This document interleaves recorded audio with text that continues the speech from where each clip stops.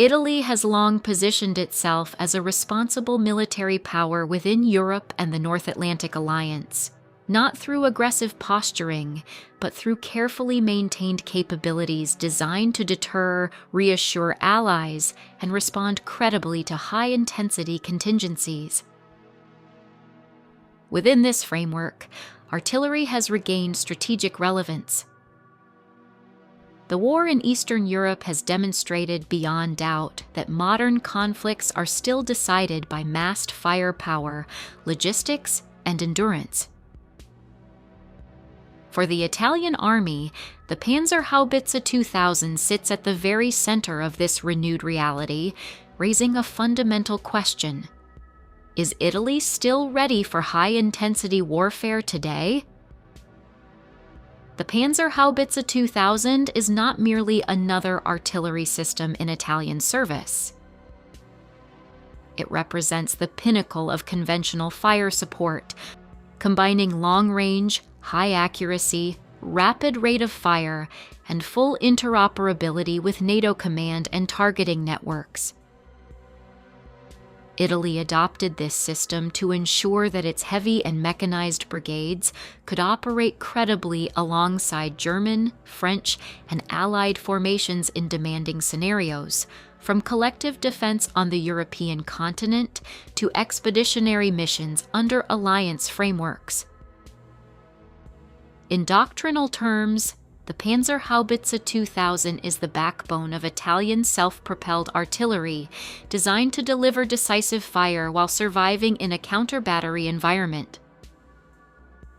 On paper, Italy's Panzerhaubitze 2000 fleet was procured in sufficient numbers to support its core heavy formations, particularly those linked to armored brigades and NATO high readiness commitments.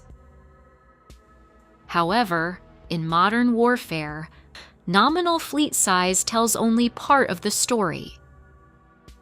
What matters more is how many systems are operational at any given moment, how quickly damaged units can be repaired, how much ammunition is available, and whether trained crews are maintained at scale. These factors collectively define readiness, and they are precisely where public concern and strategic debate begin to converge. Recent years have introduced additional complexity. Italy, like several European states, has contributed advanced military equipment to Ukraine as part of broader alliance efforts. While official details remain limited, it is widely understood that a portion of Italian artillery assets, including high-end systems, has been transferred or drawn down. From a purely military perspective, such transfers are manageable if offset by accelerated maintenance cycles, stockpiles, or modernization plans. From a public perspective, however, they raise a more sensitive issue: whether Italy is trading its own defensive margin for alliance solidarity. The conflict in Ukraine has also offered an unfiltered stress test of high-technology artillery systems. The Panzerhaubitze 2000 has proven extremely lethal and precise, validating its design philosophy. At the same time, the war has revealed the immense logistical burden associated with sustained high-intensity fire. Barrel wear, spare parts availability, specialized maintenance crews, and constant ammunition resupply have emerged as decisive constraints. For Italy, this experience prompts an uncomfortable but necessary reflection. Possessing an advanced artillery system is one thing. Sustaining it under continuous operational pressure is another. Within the Italian context, readiness must be evaluated against realistic scenarios. Italy is not preparing for unilateral large-scale land warfare, but it must be ready to contribute meaningfully to NATO collective defense while safeguarding its own territory and strategic interests. In this sense, the Panzerhaubitze 2000 fleet remains a credible deterrent and a powerful signal of commitment. Yet its relatively limited numbers mean that any prolonged high-consumption conflict would test the resilience of Italy's artillery arm far more quickly than in states with larger inventories. Public attitudes in Italy reflect this strategic balancing act. Italian society traditionally maintains a cautious view of military engagement, shaped by historical experience and a strong preference for diplomacy and stability. At the same time, there is broad respect for the armed forces and an expectation that national defense capabilities should not be hollowed out. When discussions arise about artillery systems, they are rarely technical in nature. Instead, they revolve around cost, necessity, and strategic autonomy.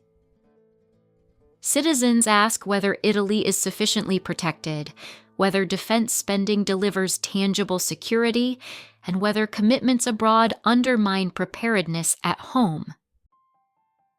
This makes the Panzerhaubitze 2000 more than a weapon system in the public imagination. It has become a symbol of Italy's broader defense posture: modern, professional, but constrained.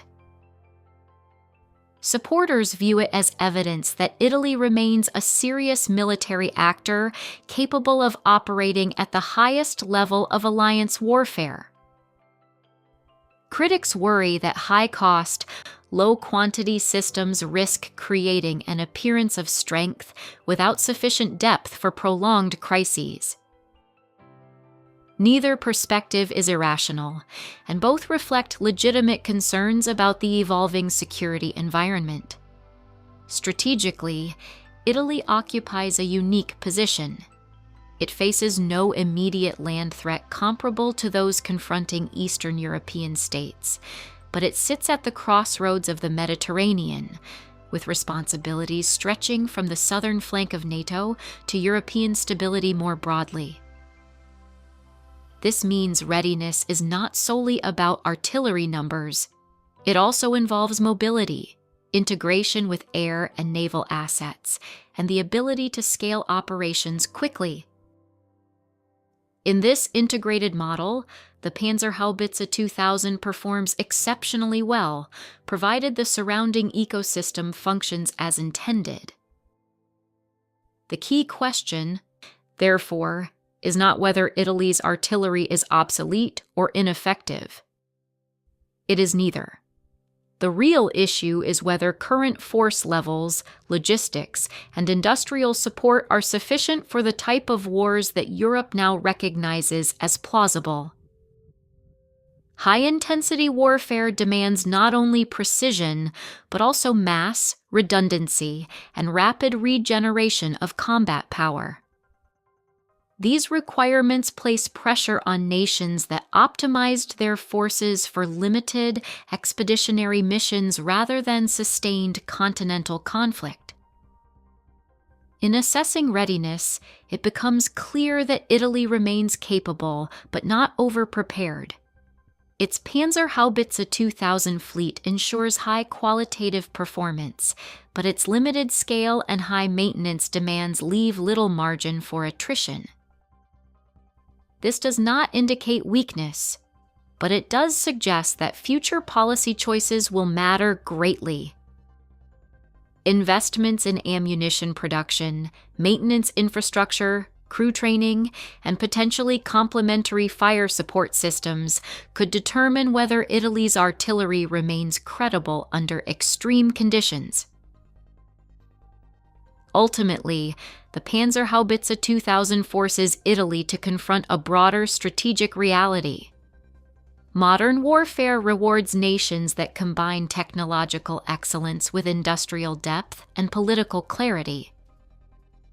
Italy has the technology and the professionalism. The question now is whether it will reinforce these strengths with the structural capacity required for a harsher security environment. Readiness is not a static condition. It is a continuous process. And in that process, Italy's artillery stands as both a strength and a warning, reminding policymakers and citizens alike that high-intensity warfare leaves little room for assumptions.